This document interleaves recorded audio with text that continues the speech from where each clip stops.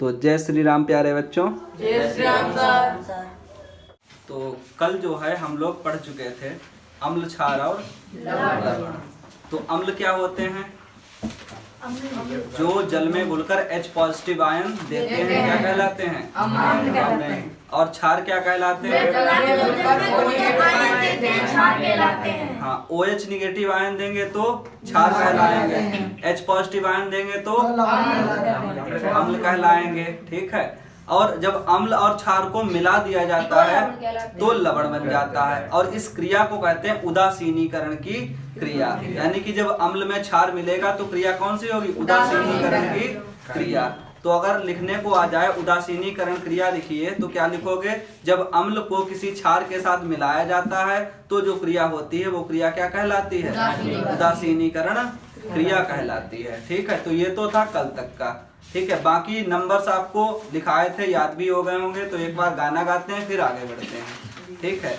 चलिए, number 1 hydrogen, 2 helium, 3 lithium, 4 beryllium, 5 boron, 6 carbon, 7 nitrogen, 8 oxygen, 9 chlorine, 10 neon, 11 sodium, 12 magnesium, 13 aluminium, 14 silicon, 15 phosphorus, 16 sulphur, 17 chlorine, 18 argon, 19 potassium, 20 calcium, 21 silicon, 22 titanium, 23 beryllium, 24 chromium, 25 manganese, 26 iron, 27 cobalt, 28 nickel, 29 copper, 30 zinc. चलो एक बार और हो जाए।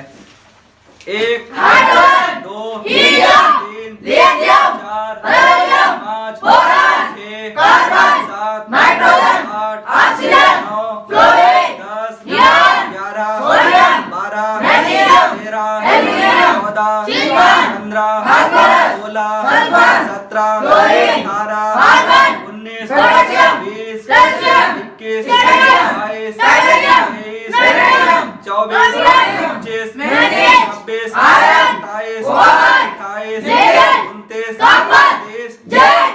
ठीक। Daily हम लोग गाना गाएंगे, गाना बहुत जल्दी याद हो जाएगा। ठीक है। आज के टॉपिक पर आते हैं। तो आज हम लोग पढ़ेंगे पीएच वैल्यू, यानी कि पीएच जो होता है क्या होता है उसके बारे में पढ़ेंगे। ठीक है। तो हेडिंग आप लोग डाल लीजिए पीएच वैल्यू, या वैल्यू नहीं, वैल्यू छोड़िए, डालिए पीएच पैमाना। पीएच पैमाना, हेडिंग डालिए पीएच पैमाना। सभी ने हेडिंग डाल ली?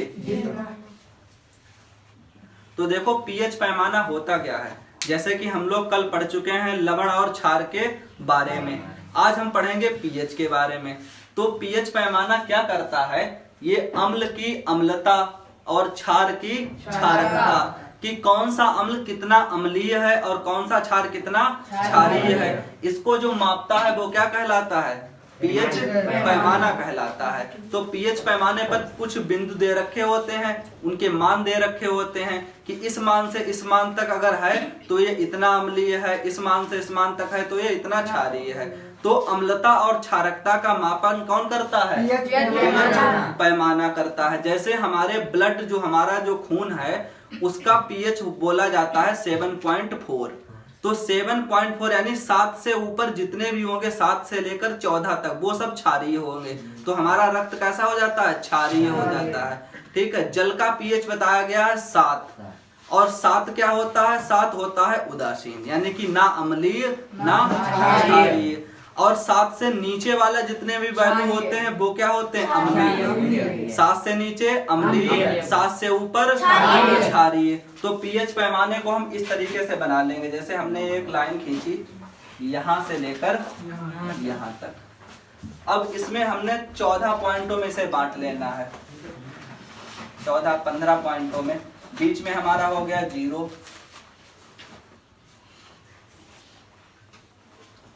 सॉरी 0 नहीं हो गया, यहाँ से स्टार्टिंग करेंगे यहाँ तक 14 होने चाहिए। तो 0, फिर 1, फिर 2, फिर 3, फिर 4, फिर 5, 6, 7, 8, 8 9 9 10 10 11 11 12 12 13 13 और 14 14 ये वाला हो गया 14 14। तो ये देखो 0 से लेकर 14 तक आपको दिख रहे हैं। जी तो ये पीएच पैमाना जैसे हमारी स्केल होती है, हाँ ठीक है, तो स्केल में भी सेंटीमीटर के खाने कटे होते हैं। जी। इसमें जो खाने कटे हैं वो नंबर कटे हैं वो पीएच वैल्यू के कटे हैं। यानी कि ये 0 है तो ये पीएच वैल्यू क्या है? 0। यहाँ देखो 7 है तो तो पीएच 7, वैल्यू 7। 7। तो 7 पर क्या होता है? यहाँ पर होता है उदासीन, यहाँ पर होता है उदासीन। अगर किसी भी पदार्थ का पीएच 7 है तो वो क्या कहलाएगा? उदासीन। उदासीन कहलाएगा, ठीक है। अगर पीएच 7 से लेकर 14 तक है, यानी कि 7 से लेकर 14 तक, 7 to 14, तो यहाँ से यहाँ तक तीर का निशान बना है, एरो। तो 7 से लेकर अगर 14 तक पीएच जाता है तो ये क्षारीय हो जाते हैं। कैसे हो जाते हैं? क्षारीय हो जाते हैं। और जैसे जैसे आगे की तरफ हम बढ़ेंगे क्षारकता बढ़ती चली जाएगी। यानी कि 7 से ज्यादा क्षारीय होगा 8, 8 से ज्यादा क्षारीय 9 से ज्यादा 10 से ज्यादा 11, यानी कि उधर के लिए क्षारकता बढ़ती चली जाएगी। और इधर के लिए यानी कि पीछे की तरफ ये होती है अम्लता। यानी कि 7 से लेकर आगे तक जाएंगे तो ये क्षारकता होता है, यानी क्षारकता बढ़ती जाती है। और 7 से जब पीछे आते हैं यानी कि 6, 5, 4, 3, 2, 1, तो यहाँ पर अम्लता बढ़ती है। इस साइड में अम्लता बढ़ती है। यहाँ से अगर ऐसा एरो बनाए तो ये है अम्लता। 0 to 6 अम्लता का बढ़ता क्रम, बढ़ता क्रम। देखो ध्यान से समझना, 7 के बाद में 6 के बाद में 5 के बाद में 4, फिर 3, 2, 1 और 0। देखो सबसे ज्यादा जो सबसे कम जो अम्लीय होगा वो होगा 6 नंबर। फिर 6 नंबर से ज्यादा अम्लीय होगा 5 नंबर, 5 से ज्यादा 4 से ज्यादा 3 से 2 1 0। तो अम्लता का जो बढ़ता क्रम है वो पीछे की तरफ बढ़ता है। अगर आपसे पूछा जाए 3 पीएच वाला ज्यादा अम्लीय है कि 5, तो क्या बताओगे? 3 बताओगे। क्या बताओगे? क्योंकि अम्लता पीछे की तरफ बढ़ती है और क्षारकता आगे की तरफ बढ़ती है। तो समझ गए? ये पीएच पैमाना दिया गया तो इसमें अम्लता और क्षारकता का मापन बताया गया है कि अम्लता किधर बढ़ेगी, क्षारकता किधर बढ़ेगी। अब जैसे मानव जो रक्त है उसका पीएच 7.4 आता है, तो लगभग यहाँ कहीं पे 7.4 होगा, ठीक है। तो ये देखो ये क्षारीय वाले कॉलम में चला गया। तो यानी कि हमारा जो रक्त है वो कैसा है? क्षारीय। क्षारीय। कभी कभी खून निकलता है तो कुछ लोग क्या करते हैं, मुंह में उंगली गई चूस लिया, बोले इसे बर्बाद नहीं होने देंगे। बहुत से लोग करते हैं, लेकिन वो किसी काम का नहीं है। आप चूस लो या ना चूसो, कोई उससे सेहत नहीं बनेगी। तो 7.4 जो है ये कैसा है? क्षारीय। और यह है क्या? रक्त का पीएच। रक्त का पीएच मान है, ठीक है। रक्त का पीएच मान हो गया। अच्छा, 7 के जो पूरा 7 होता है वो क्या होता है?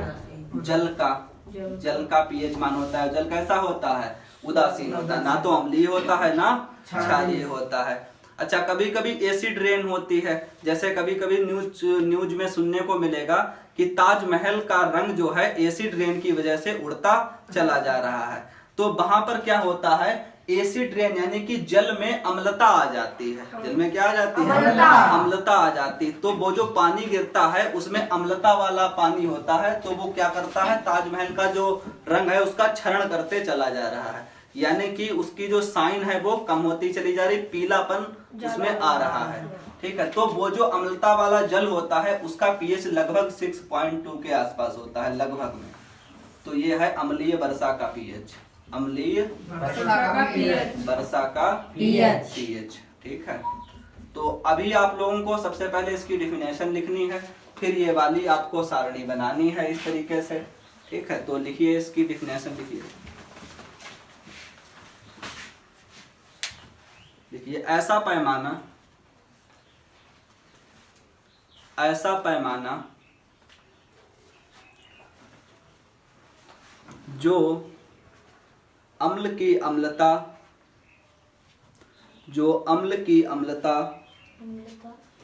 एवं क्षार की क्षारकता मापने में प्रयुक्त किया जाता है। प्रयुक्त किया जाता है।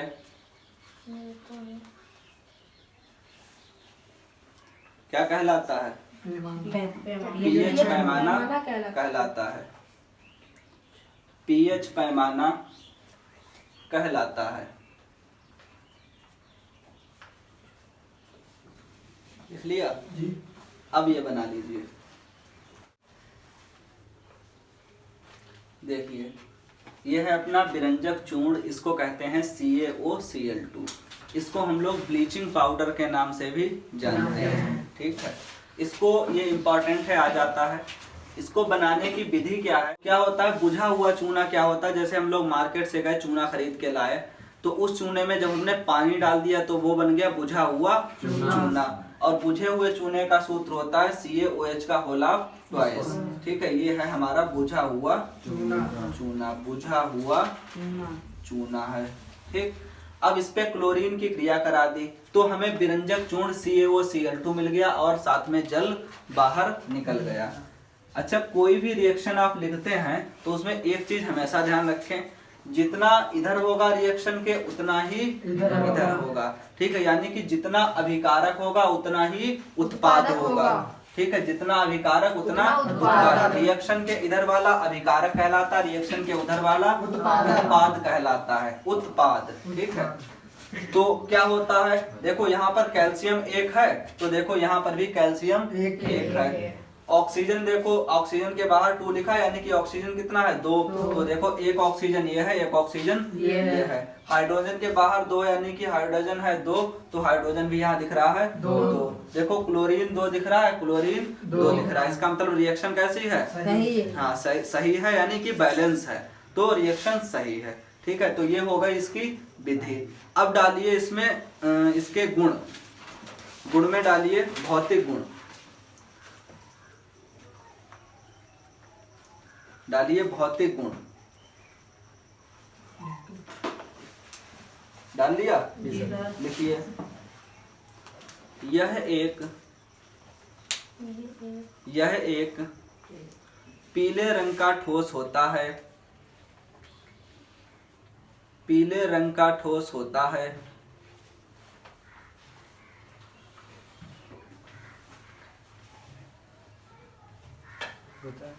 जिसमें क्लोरीन की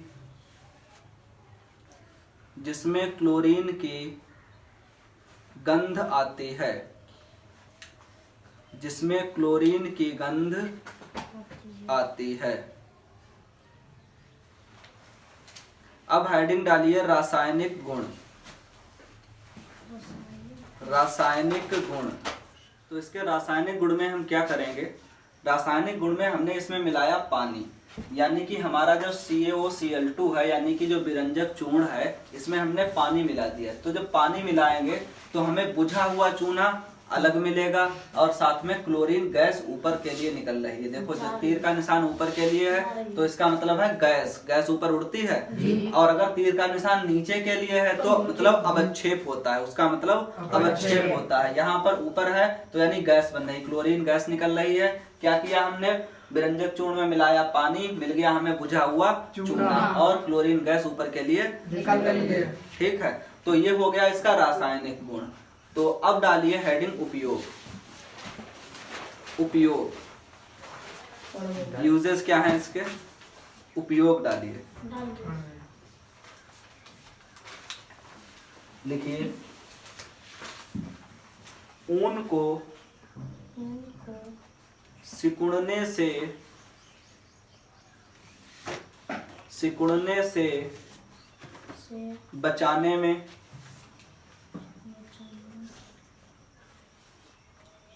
ऑक्सीकारक के रूप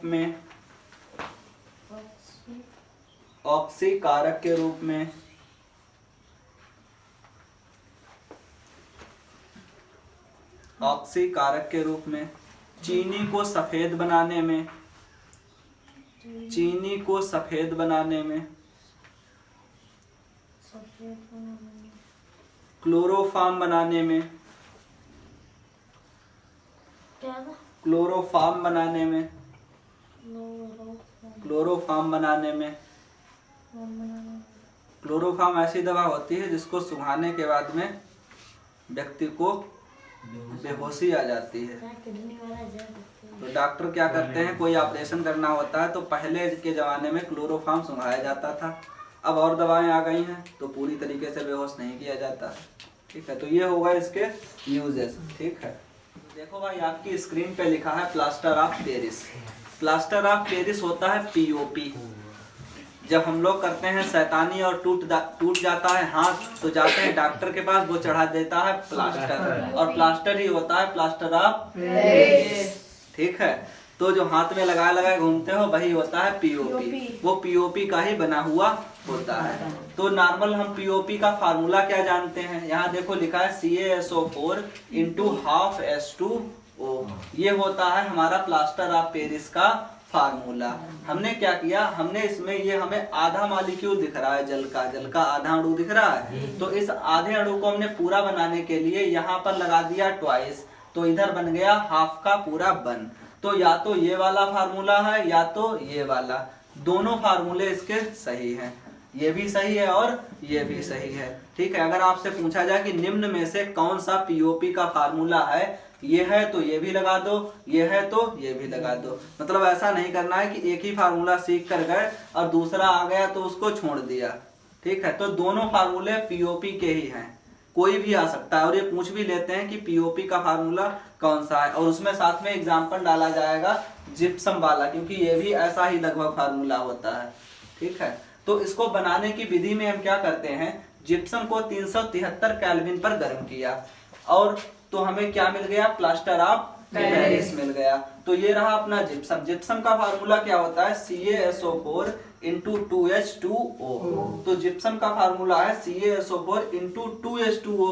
और देखो अंतर देख लो, यहाँ पर हमारा फार्मूला है CaSO4 का होल ऑफ ट्वाइस × H2O, और जिप्सम का है CaSO4 × 2H2O। इतना ही अंतर है जिप्सम में और पीओपी के फार्मूले में। तो हमने क्या किया, दो अणु लिए किसके, जिप्सम के। इसके पीछे 2 लिखा है, तो इसका मतलब 2 अणु लिए हमने जिप्सम के, और उनको हमने गर्म किया 373 केल्विन पर। जब केल्विन को हम डिग्री सेल्सियस में बदलेंगे तो ये 120 से 130 के आसपास ही आएगा। तो ये दोनों मात्रक सही हैं, ये केल्विन है, केल्विन भी सही है, और ये हमारा सेल्सियस है। तो जब हमने इसको गर्म किया तो ये प्लास्टर ऑफ पेरिस में टूट गया, और साथ में हमारे पास 3 अणु किसके निकल गए, H2O यानी जल के। ठीक है, 3 हमने क्या किया, इसके रासायनिक गुण हेडिंग डाल ली है, और इसका रासायनिक गुण क्या है, हमने पीओपी को लिया। ठीक है, पीओपी में आप देख रहे हैं, देखो ½ H2O है, यहाँ पर H2O है, मतलब इसमें जल है, पीओपी में जल होता है। तो हमने क्या किया, इसको गर्म कर दिया, बहुत तेजी से गर्म कर दिया। और आपको पता है जब कोई चीज गर्म की जाती है तो पानी भाप बनकर उड़ जाता है। तो यहाँ पर इसके अंदर का जो जल है, जब हमने इसको तेज गर्म किया तो ये भाप बनकर उड़ गया, और बचेगा हमारे पास सिर्फ CaSO4। ठीक है, और ये कैसा होगा, निर्जल। कैसा होगा, निर्जल मतलब इसमें जल नहीं होगा। तो इसको हमने तेज गर्म किया तो हमें ये निर्जल CaSO4 बचा, और जल हमारा भाप के रूप में उड़ गया। ठीक है, तो ये हो गया इसका रासायनिक गुण। अब डालिए हेडिंग उपयोग। उपयोग डालिए। उपयोग आपको पता ही है, जब हाथ टूट जाता है तो डॉक्टर प्लास्टर चढ़ाता है। तो लिखिए शल्य चिकित्सा में, शल्य चिकित्सा में, शल्य चिकित्सा में, शल्य चिकित्सा, शल्य चिकित्सा में, और खिलौने बनाने में आदि में होता है। खिलौने बनाने में आदि में होता है। देखो ये फार्मूले होते हैं, और ये सीधे सीधे बहुविकल्पी प्रश्नों में आ जाते हैं। पूछ लेगा सोडियम कार्बोनेट का फार्मूला कौन सा है, सूत्र कौन सा है। 4 आपको विकल्प दे दिए, तो आपको सही विकल्प पहचानना है, टिक लगाना है, 1 नंबर ले जाना है। ठीक है, देखो सोडियम कार्बोनेट क्या होता है, धावन सोडा, जो हम लोग घर में यूज करते हैं कपड़े धोने के लिए, तो वो क्या है, धावन सोडा। यानी कि Na2CO3 × 10H2O काहे का सूत्र है? धावक सोडा। सोडा का। Caustic soda NaOH, caustic soda NaOH, NaOH, bleaching powder यानी विरंजक चूर्ण CaO, Cl2 इसका यूज करते हैं हम लोग पानी को साफ करने में, ठीक है। सोडियम बाइकार्बोनेट खाने का सोडा